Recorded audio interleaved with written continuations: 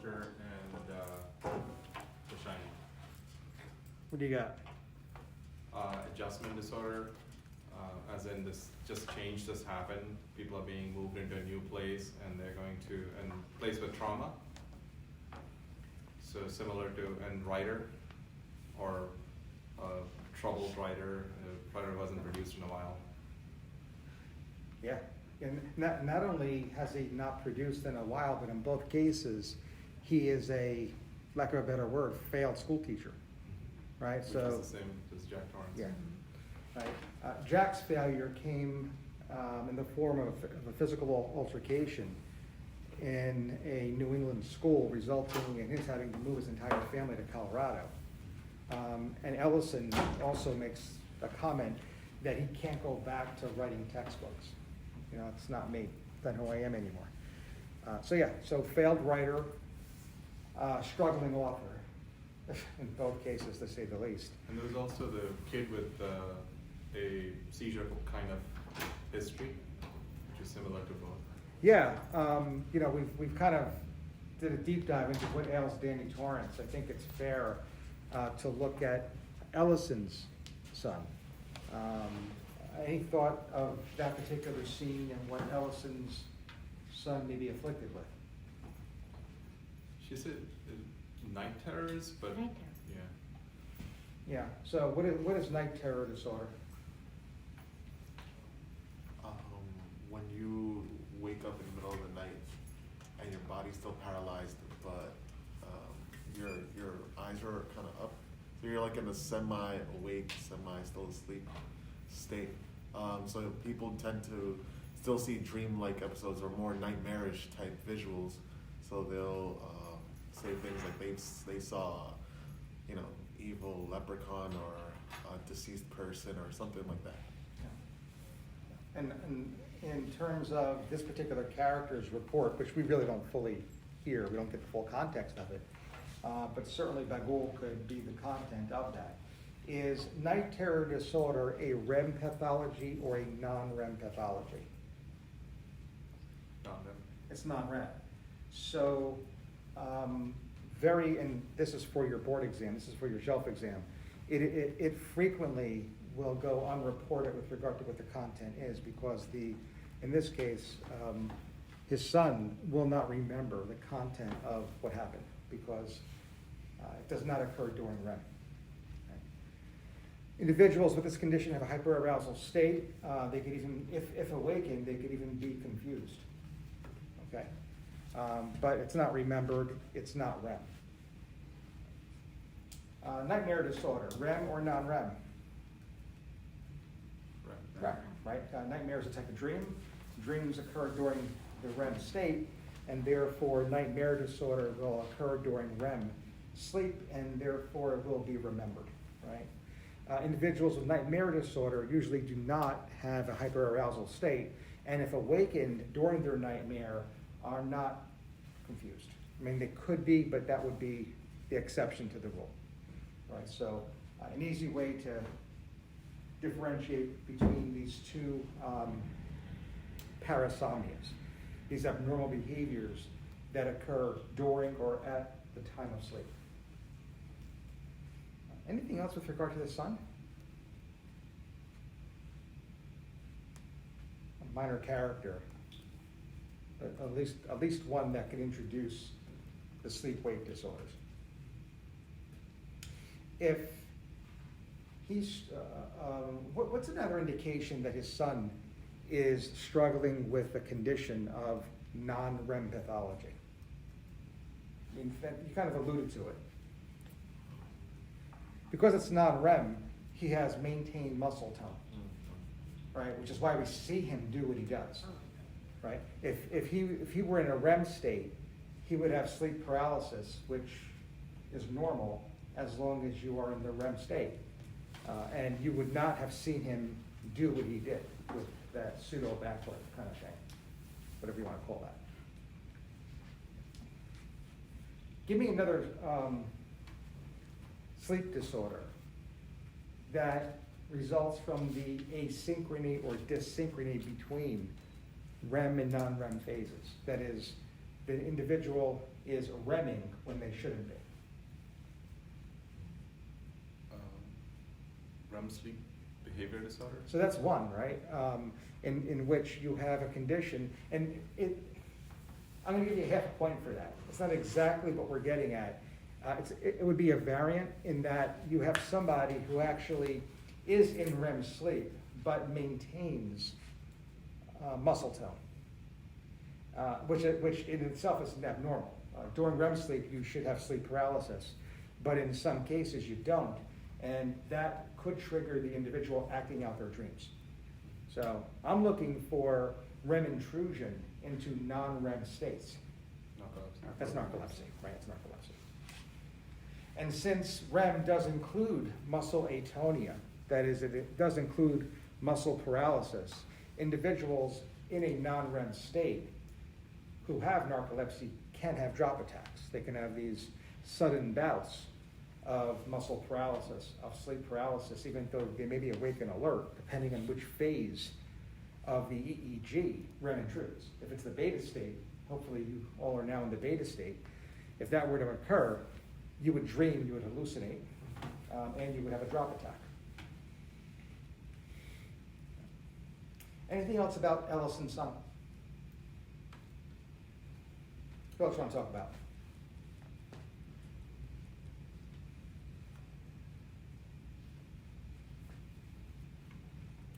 No other character in this movie intrigues you. No, the daughter. His daughter, Ashley. So, what caught your eye with this lovable child? She seemed a little precocious for her age. Yeah. She certainly did. And She wants to be famous, she says, like her dad. She's obviously looking up to him. And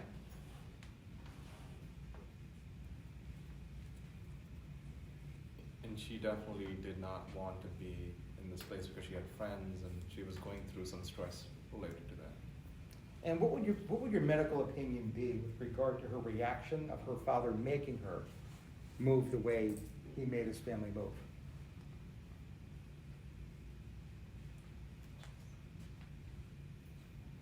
Observation of her behavior as a reaction to the family move. Thank you, Daddy. What do you think? Kind of like, I feel like she separated the two.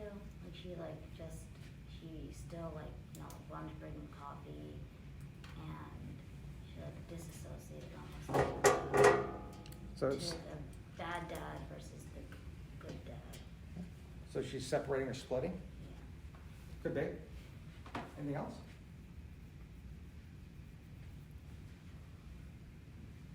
I mean, to your point, she appears to be operating with a defense mechanism because what her id impulse is not being expressed, or at least not for the first 95% of the film. The id impulse does come to conscious awareness in the last 5 minutes of this movie, which is what? The accent. Yeah, I'm going to kill you. Yeah. The superego would deem that impulse inappropriate, and therefore, through the ego defense, make sure that it does not manifest. Unfortunately, for whatever reason, her ego strength significantly deteriorates at the end of this movie. And the ego defense fails, the impulse does come to conscious expression, and she does act on it. End of story, end of movie. All right. Anything else here?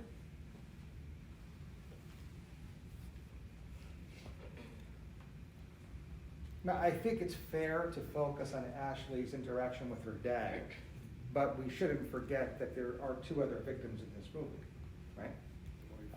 Her mother and her brother don't make it out of this house intact. Right.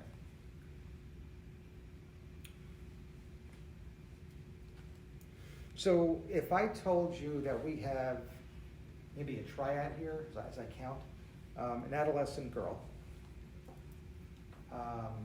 matricide, precocious. Does that build anything with regard to etiology of an illness? That triad? Well, what does precocious mean in psychiatry? If you're a clinician and you see Ashley sitting across from you in an office, and you're thinking, this is an awfully precocious girl, similar, we use that same word for Danny Torrance. Where might your mind go in terms of your next line of questioning? Is her precocity a result of some defense mechanism?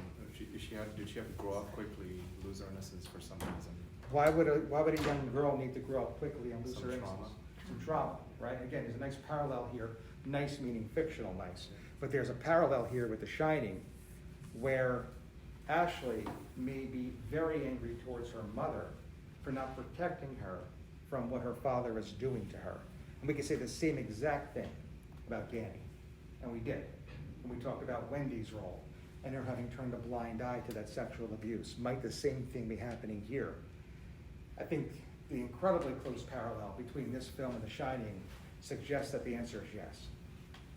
At the very least, from a clinical perspective, we have to ask. So now we have reason to believe / a line of questioning focused on early childhood sexual trauma. We have matricide in an adolescent girl. Does that connect? Does that triad suggest a particular order or group of disorders? Like an Oedipus complex kind of thing? Yeah. Like an So- Electra complex? It's definitely Electra complex, right? Go on. And which would be the etiology of what disorder or chapter of disorders? A what complex? An Electra? Electra. It's the same thing as the Oedipus complex. I'll be in terms of sex, the reverse order.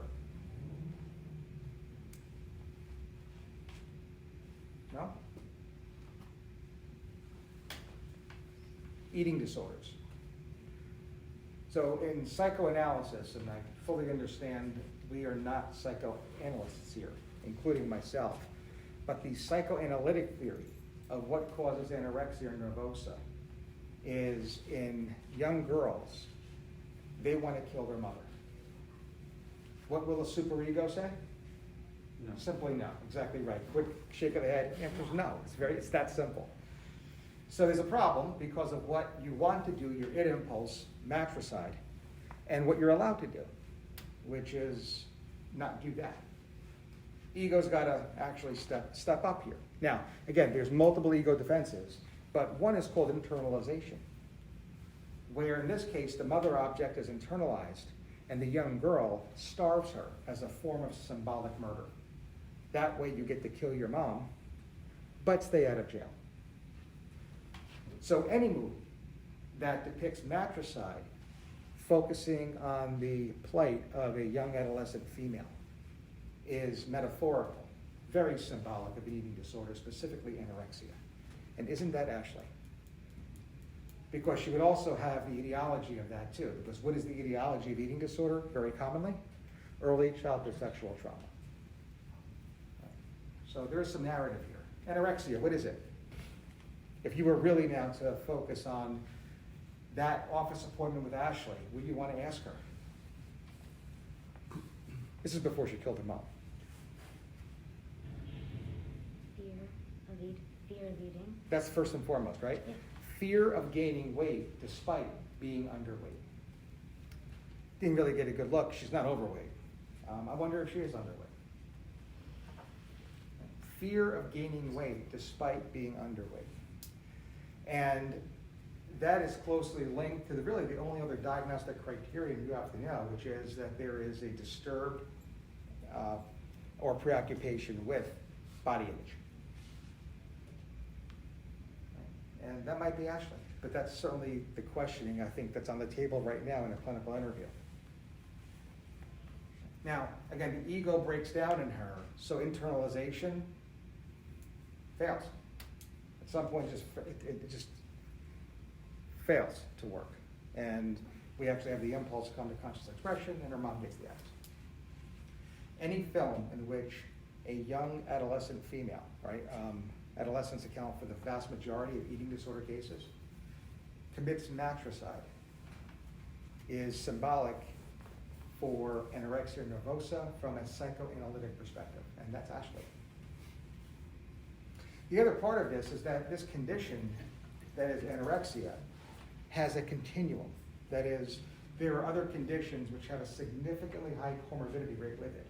What are some of those conditions in addition to the one that we would always think of as major depression, of course, but what others? This is your patient. Personality disorder? Personality disorder. What personality disorder is going to be at the very, very top of that list? Borderline? The borderline personality disorder is actually borderline personality. It's a question. Okay. What else? Two more. Would I'm sorry. DID be one of them? DID would be one of them. And Ashley is possessed by Bagul. She has DID. Right? Not in a metaphorical sense. If she came to you and demonstrated an awareness from Bagul's perspective, she has DID. And then there's one more, which is called post-traumatic stress disorder. Now, if you look at the textbook, you have very high comorbidity rates. However, intuitively, I think what most of us clinicians are pretty much getting around to is that this is one illness, whatever we want to call it, with different phenotypic expressions. Sometimes it becomes expressed through depressive and anxious features. That would be PTSD. Sometimes it's expressed through eating or maladaptive eating. That, of course, would be anorexia. Sometimes it's expressed through one's personality. That would be the borderline personality. And sometimes it's expressed through a dissociative state where a dissociative self takes over conscious awareness and therefore the behavior of the individual. That's, of course, DID. So it's the phenotypic expression that gives it its diagnostic term, its label. Okay. That's Ashley. Anything else here?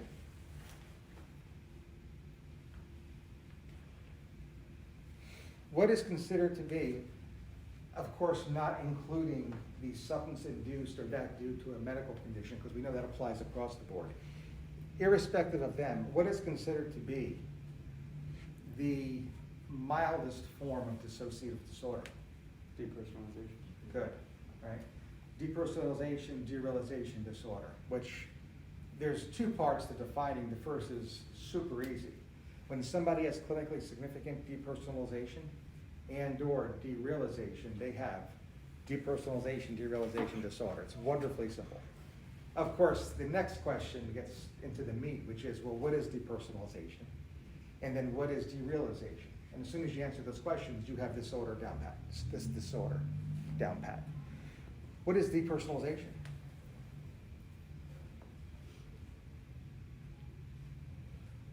Feeling that you're kind of like outside your body, essentially. Yeah, that's a very common example of it. It's simply this subjective sense that you or part of you is detached in some way. And then when you apply that to your immediate surroundings, we call it derealization. Right? Depersonalization, the out-of-body experience. Right? Derealization, deja vu. So if you've had an out-of-body experience, or if you had deja vu, you're mentally ill, right? Well, not quite. Right? If it's recurrent and causes clinically significant distress or impairment, the answer is probably yes. But if you've had it and it doesn't impair your functioning in any way, absolutely not. When the recorder goes off, when we stop recording, I'll share with you something. All right. What else about Ashley? Anything before we end our discussion on this particular character? I thought it was interesting that in the end of the movie, she said, like, don't worry, Daddy, I'll make you famous again. And I think that speaks a lot to Ellison's character, because I think the whole underlying theme of his character is that he's fighting, like, his impulse to want to be famous and want to pursue his career and all of that stuff versus his family. And he sort of is dragged more towards the fame. Yeah, absolutely. I mean, again, another recreation of Jack Torrance. I am perfectly okay with putting my family in danger if it means something for me. If that means moving them into a hotel that's going to be snowbound for 6 months, sure, I would do that. If my child, within the week of leaving, has what looks like a seizure, no, we're not going to get that checked into. I know that a pediatrician visited my house But any testing that might have been recommended, we're on our way out. That's Jack. That's who Jack is. Ellison does the same thing. It's almost the exact same thing. Now, I don't mean to say that his son, with regard to the night terror disorder, needs further evaluation per se, but he clearly puts what he wants ahead of the safety of his family. We've, I guess, explained why she kills her father and her mother, but how would you explain the brother? Collateral damage. I don't think there's really any big motivation there. I think in a dissociative state, she may not even remember she killed her brother. Right? I don't have any doubt that she dissociated at the end of Sinister. And with regard to what she does and that comment she made about making him famous, you can tell the hatred that is built up in this little girl because she's had it. And if he wants to be famous, he will be. And you know what? Here we are today, almost a decade later, and we're talking about him. Task complete. Right? He is famous. You know, the ending of this film, with regard to that, actually reminds me of the ending of Candyman. Anybody here see Candyman? Nobody's seen Candyman. Awesome. No spoilers. I'm not going to talk about Candyman. Only to say that when you do watch Candyman, and it might be coming up in the 31 Nights of Halloween, but when you do watch it, you'll see what I mean. Then, enough said. I may have said too much already. There's also a parallel between Ashley and Coraline to a certain extent, and the spider and the Bagul and the other kids being held hostage by Bagul. Yep. So she wanting a different parent. Yeah, you know, if Coraline couldn't get any darker, watching it as a double feature with Sinister would put somebody over the edge. Yeah, I completely agree. Although in Coraline, I don't think the father was a retired or resigned teacher, though, was he? Could have been. Should have been, probably. But they are writers, right? Yeah. That's enough. Another failed writer. That's a good point. Anything else? Deputy so-and-so. What's going on with this guy?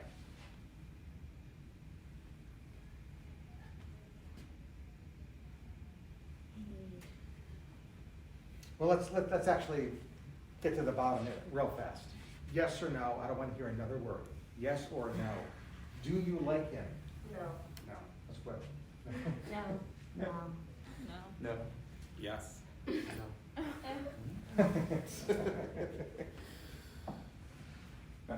Consensus is no. All right. Anybody think about this? Gain any insight as to why you don't like him?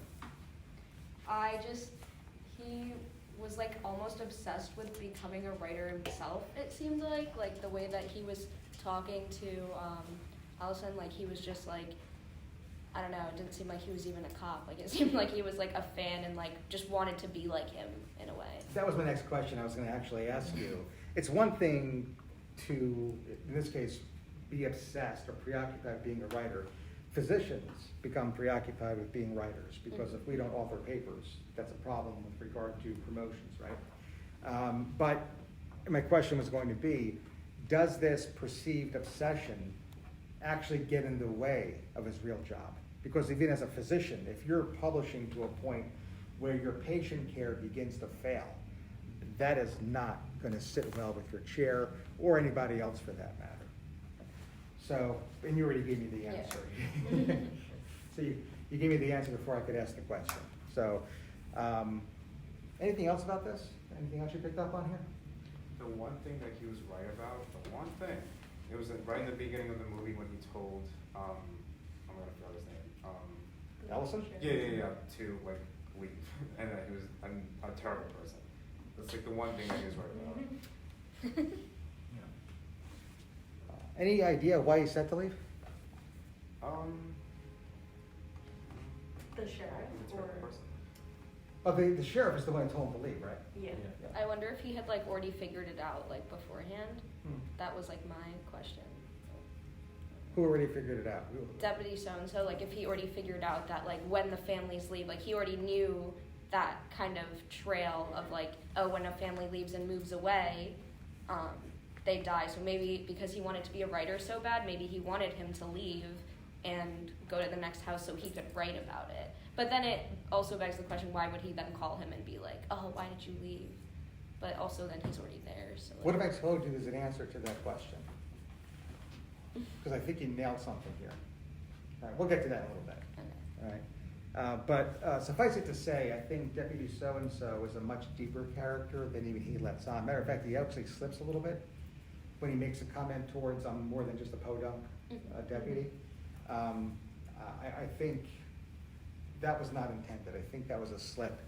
And he probably in retrospect wanted or would have wanted to remain in that role of just another podunk deputy.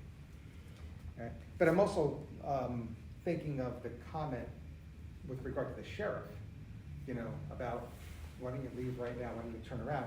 Matter of fact, even what initiates that conversation, do you remember what the sheriff does when he pulls up in the first place to that initial scene?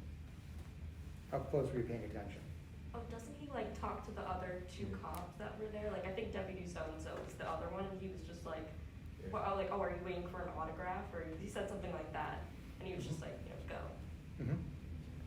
Mm-hmm. I mean, almost, again, I don't know if he actually says this under his breath, but certainly I read into it, like, here we go again. Right. All right. Anything else about Deputy So-and-so? Do you trust him? You want to rebut any of this? I don't think it was as bad as what others may want to perceive. I thought he was just trying to be eager. He was giving information, but he was doing his job, but he said, I can help you on the side. I can be your acknowledgements person who you can thank me later kind of thing. Mm-hmm. This is eager to solve a crime from that which his boss did not want to. His boss thought it was done. The girl was, it's never going to be found, and he still wants to find the girl. So from that perspective, I thought he was eager. And sometimes you get fixated on things. Maybe he's perseverating and fixating on, and wants to help with this guy who was fixated on the missing Stephanie. So. Mm-hmm. Okay.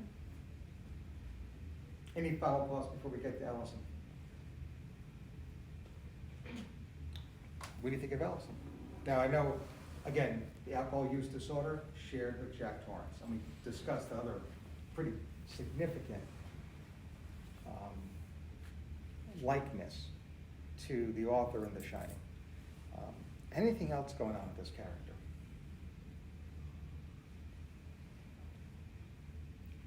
What's interesting is like his interaction with the deputy is like, because now that I'm gonna think about the deputy is like sort of wanting to figure this out himself, and then Ellison coming in like invading his territory in a sense like he had the story figured out, and it's like both of, I don't know why, but like the both of them don't want to help each other, and so like he did not tell the deputy like why the address number was significant to him, because he was like, oh, this is my information, which is originally how like the deputy was like about the house, and then now he's like sharing all the information. Mm-hmm. So it's like they're both on the same mindset, but they both also want to have the fame. Yeah, I think it comes across as they're knowingly leaving information out so as not to give the other the full story and to somehow keep a competitive advantage. Now, again, I think the competition's fairly obvious in where this is going, and that is who's going to publish this book.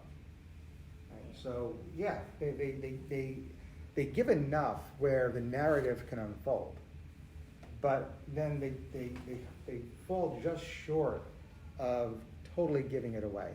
And that's from either perspective, right? So there's some gamesmanship here. I mean, it wouldn't really benefit Ellison, for instance, at all to not disclose stuff, because then you can't move forward. So he understands he needs Ellison and vice versa. But then again, you've got to keep your hand close to you as well, because if you show all your cards, then the other's going to have the advantage and probably get to that writer, director, the director and producer first. Yeah. What else with Ellison? So then if Allison's the one who dies, is it fair to say then Deputy So-So is the one who does win and like writes the book? Because I can't figure another person that could have written the book, since we've all seen the movie and know that the movie is based on the book.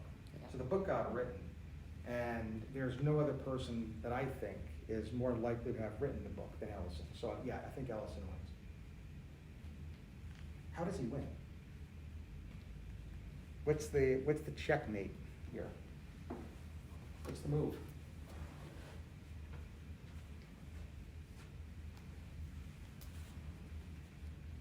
So as in him becoming famous? No, we know Ellison becomes famous. Again, we're talking about him today. And we know the same for Deputy So-and-so because we've already identified him as the likely author of the book that ultimately does get written. But where does checkmate occur in this movie? Okay, so these guys are playing each other. They got two chess masters playing each other. Again, never fully showing their hand, but then something happens where all of a sudden, boom, game over. I think it was when Deputy So-and-so called him and said, like, you put your family in the mystery. Because then he knew he was in like a really vulnerable state and that he had already made a mistake and like pretty much knew he was a goner. So I agree. Like he kind of knew, and then do you think he kind of knew, and that's why he moved, like the final step? I think Deputy So-and-so knew, and I think you're right.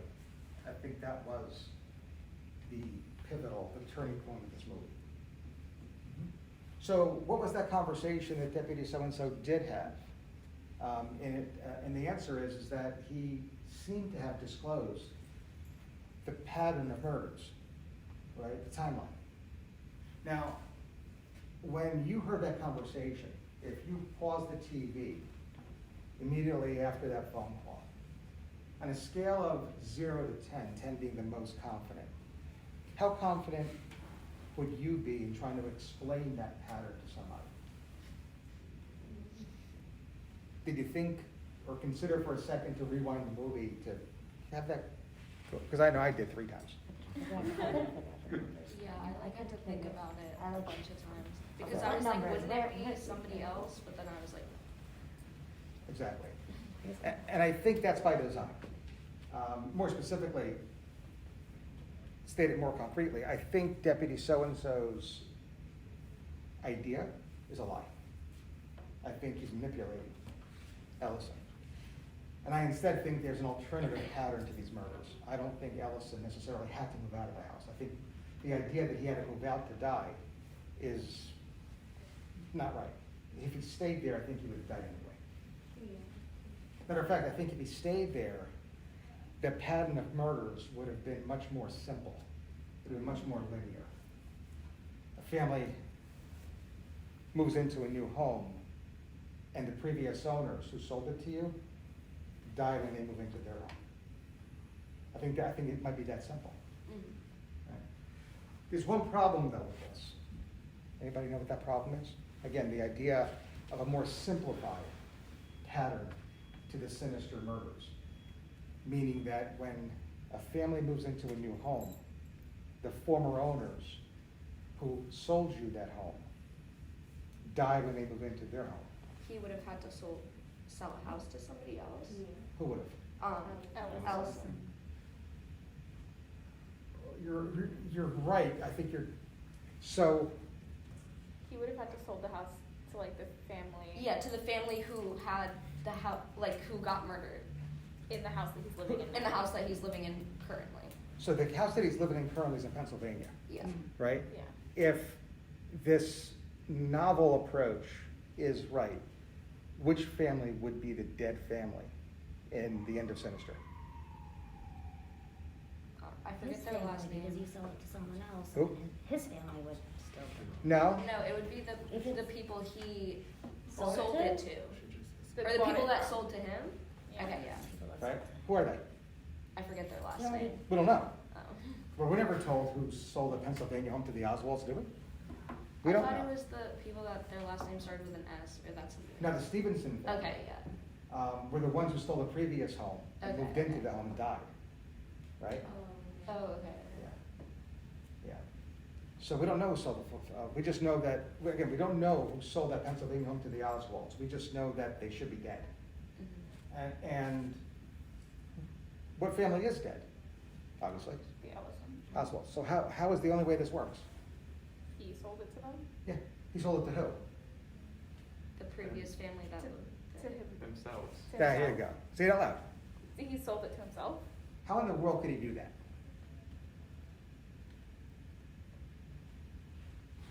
Dissociative identity.